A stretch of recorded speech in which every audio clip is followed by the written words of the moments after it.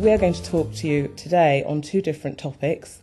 The first one is regarding disability discrimination law, following the House of Lords decision in the case of Lewisham versus Malcolm.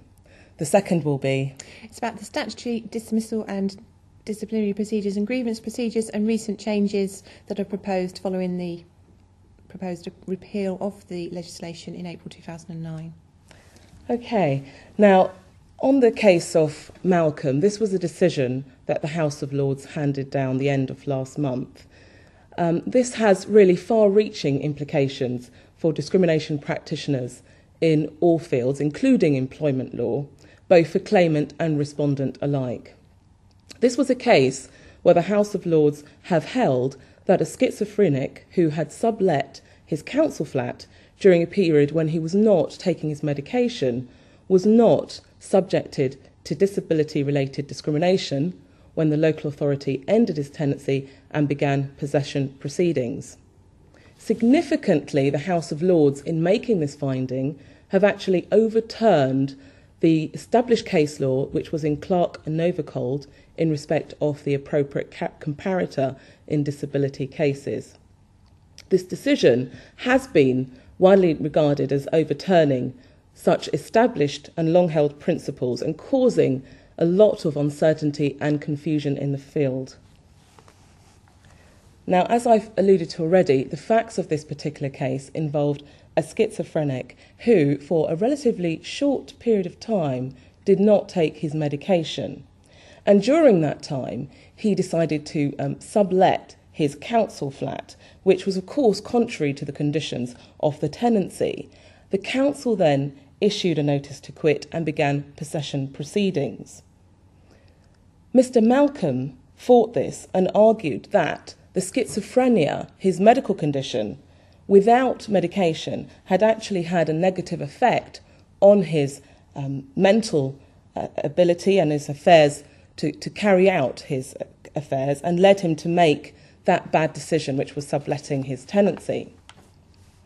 At the first instance, in the county court, the council actually contended that Mr. Malcolm was not disabled within the meaning of the Disability Discrimination Act, and the council was successful in that argument, and the county court at first instance rejected Mr. Malcolm's defence and said that he was not in fact disabled within the Act. When the case went to the Court of Appeal, Mr. Malcolm appealed on the basis of Goodwin and Patent Office and stated that he was in fact a disabled person under the Disability Discrimination Act, and that the decision to issue the notice to quit and take possession proceedings was disability-related discrimination. The Court of Appeal actually did find that Malcolm was disabled within the meaning of the Act, and the Court of Appeal identified the issue as being whether or not there was a sufficiently close proximity between Mr. Malcolm's disability and his decision to sublet his premises. And if there was this sufficient close relationship, then that could be disability-related discrimination. Well, in fact, the Court of Appeal found that there was a causal connection, and therefore the Court of Appeal upheld Mr. Malcolm's appeal. By way of an overview, as we know, the statutory minimum procedures apply to all. So they apply to the employers and they apply to employees. So there's different obligations depending on whether you're the employer or the employee. They apply in terms of when you're contemplating dismissals or relevant disciplinary action in respect of the disciplinary and dismissal procedures, or if you have a grievance relating to your employment in that circumstance. You need to bear in mind when looking at any of these procedures, and also the reform of these procedures, that what is actually set out in the statute are minimum procedures. Therefore, you need to make sure that these steps are covered as a basic minimum, and you also need to bear in mind the general law around fairness under section 98(4) of the Employment Rights Act. Looking at the procedures themselves, then, we'll start looking at those shortly. First, we'll actually just touch on penalties, because that is one area that will change looking at the repeal of the process.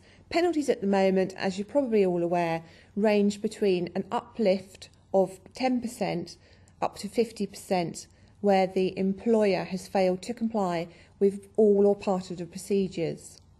The level of that uplift does depend on the gravity of that failure to comply and how unreasonable the employer's behaviour was in conducting any either grievance or disciplinary or dismissal process.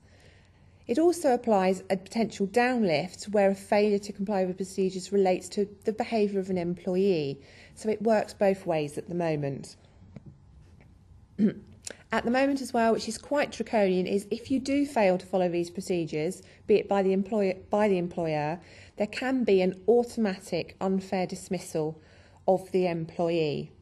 And there's been a lot of cases where smaller employers in particular have failed just in one very small part in not complying with the procedures, but has otherwise treated their employee fairly and respectfully as far as it was aware it should have done, but has found that dismissal has still been automatically unfair because they haven't ticked one of the statutory boxes that currently apply.